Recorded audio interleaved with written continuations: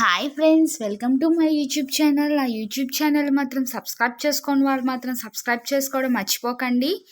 ఈరోజు ఈ వీడియోలో ఎలిమెంట్స్ ఆఫ్ ఎలక్ట్రికల్ ఇంజనీరింగ్ సబ్జెక్ట్లో ఫస్ట్ చాప్టర్లో డైనమికలీ ఇండ్యూస్డ్ ఈఎంఎఫ్ అనే కాన్సెప్ట్ని అయితే నేర్చుకుందాము.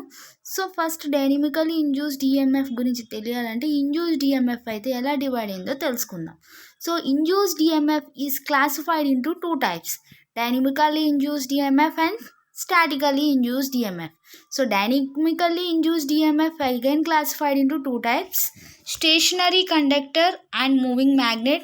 So this concept is used in AC generators, and stationary magnet and moving conductor, this concept is used in DC generators. Next, coming to statically induced EMF is again classified into two types: self-induced EMF and mutually induced EMF.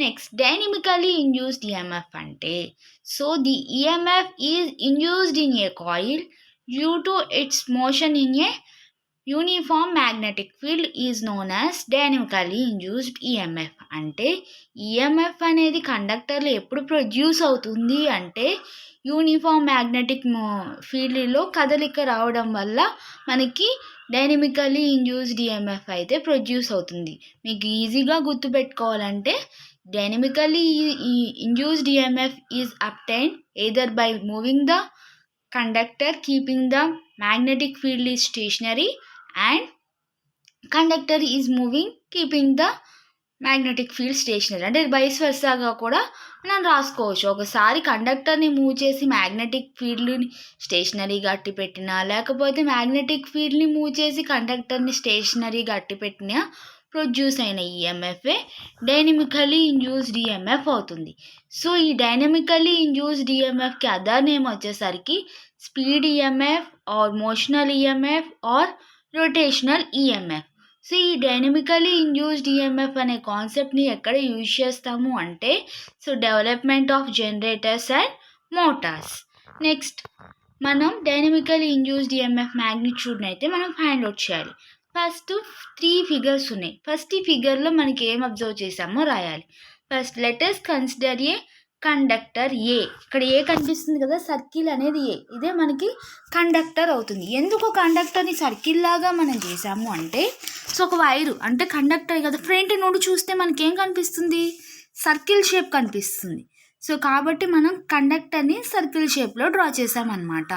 So magnets, south pole north pole ఉంది కాబట్టి ఇది magnetic field. So దీనికి lines draw చేసాం.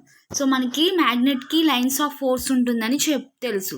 So దాని మధ్యలో మనం దేన్ని place చేసామంటే కండక్టర్ని ప్లేస్ చేసాం.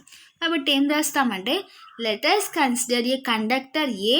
దాని యొక్క లెంత్ ఎంత అనుకుంటున్నానంటే నేను L మీటర్స్ అనుకుంటున్నాను. సో ఈ కండక్టర్ని ఎక్కడ ప్లేస్ చేశాను, these are placed in a uniform magnetic field. దాని యొక్క ఫ్లక్స్ డెన్సిటీని మనం దేంతో డినోట్ చేస్తామంటే B అనే లెటర్తో డినోట్ చేస్తాము.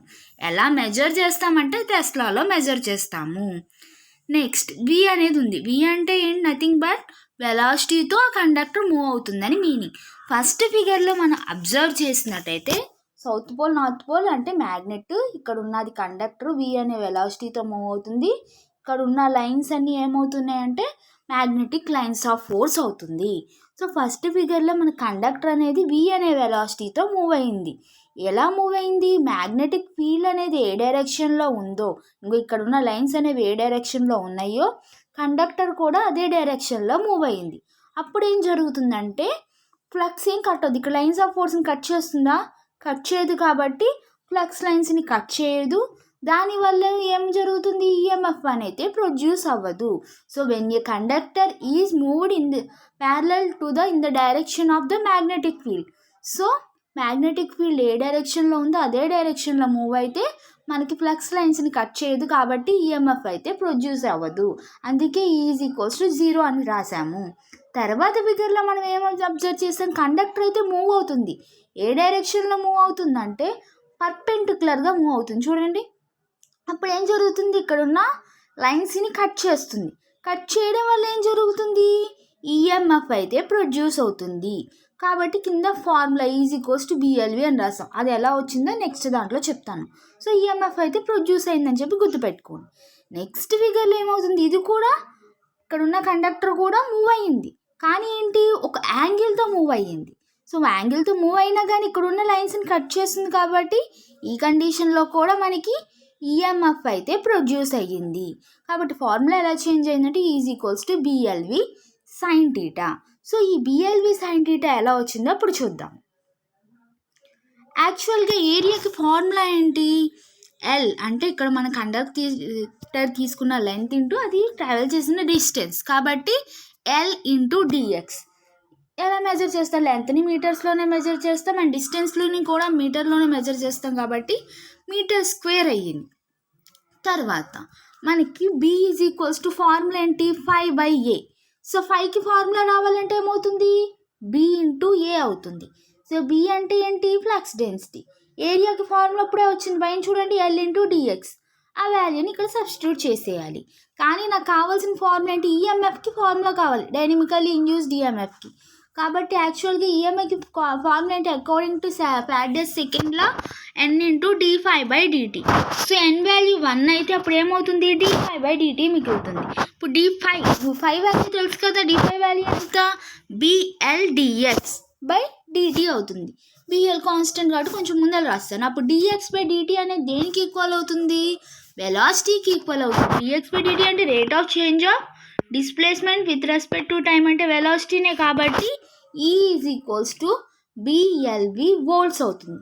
తర్వాత మనం థర్డ్ ఫిగర్లో చూసినట్టయితే ఒక యాంగిల్తో మూవ్ అయితే బిఎల్వి సైన్ టీటా అని అన్నా. సో యాంగిల్ డైరెక్షన్ బట్టి ఇక్కడ ఏమవుతుంది? యాంగిల్ వస్తుంది అనమాట. E is equals to BLV sine theta అని చెప్పి రాయాలి.